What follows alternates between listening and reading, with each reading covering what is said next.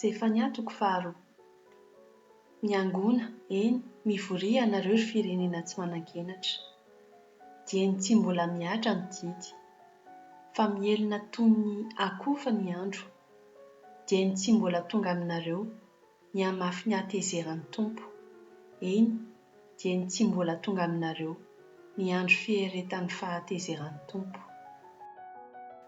Mitadiava ny Tompo ianareo mpanetry tena rehetra amin'ny tany, izay efa nanaraka ny fitsipiny. Tadiavo ny fahamarinana, tadiavo ny fanetretena. Angamba ho voafina ianareo amin'ny andro ny fahatezeran'ny Tompo. Fa afoy i Gaza, ho lao i Askelona, ho roahina mitatao vovonana i Asdoda, ary ho fongorana i Ekrona. Lozan'ny mponina any amorontsiraka dia ny fireneny Keretita.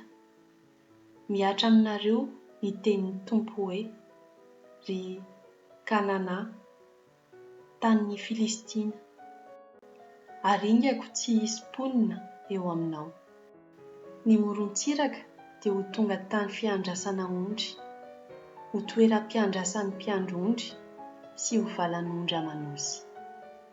Ho tanin'ny sisa amin'ny taranaka Joda izany, ka any no hiandrasany ondry.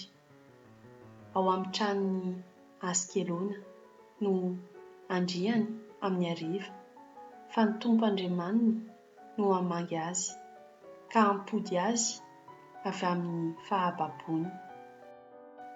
Efa reko ny latsa ataon'ny Moaba sy ny fanaratsiana ataon'ny taranaka Amona, izay nandatsan'ny oloko sy ny reharehany teny amin'ny sisin-taniny. Koa aravelona koa aho, hoy ny Tompo Andriamanitra, tompon'izao rehetra izao, Andriamanitry ny Israely, dia ho tahaka ny Sodoma tokoa ny Moaba, ary ny taranaka Amona dia ho tahaka ny Gomora, ho toerana feno ahi-dratsy sy lavatsira ary tany lao mandrakizay. Ny sisa amin'ny oloko no hamabo azy, ary ny sisa amin'ny fireneko no hahalasa azy. Izany no valin'ny avonavony, satria nandatsa ny olon'ny Tompo Andriamanitra, tompon'izao rehetra izao, sy ny rehareh taminy izy. Ahatahotra azy ny Tompo, satria hanafoana ireo andriamanitra rehetra ambony tany izy.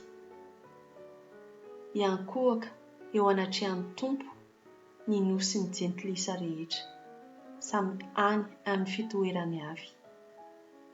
Ianareo koa sy takoa ho voatrobaka ny sabatra ianareo. Hanainga amin'ny tanany hamelony avaratra izy, ka handringana any Asiria, hahalao any Ninive ho karankaina tahaka ny tany hevitra izy.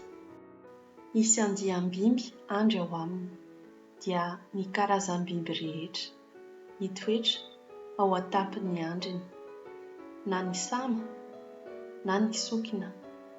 Feo mitoloko no hore avy ao am-baravarankely.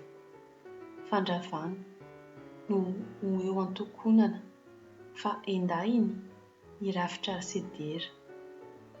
Izany no tanàna hiravoravo sady nandro fehizay, izay ny tena nakapo hoe izao no izy, ary tsy misy hafa. Endre, tonga lao izy, eny, fandrian'ny biby. Izay rehetra mandalo azy dia hisotsioka mafy sy hanondro tanana azy.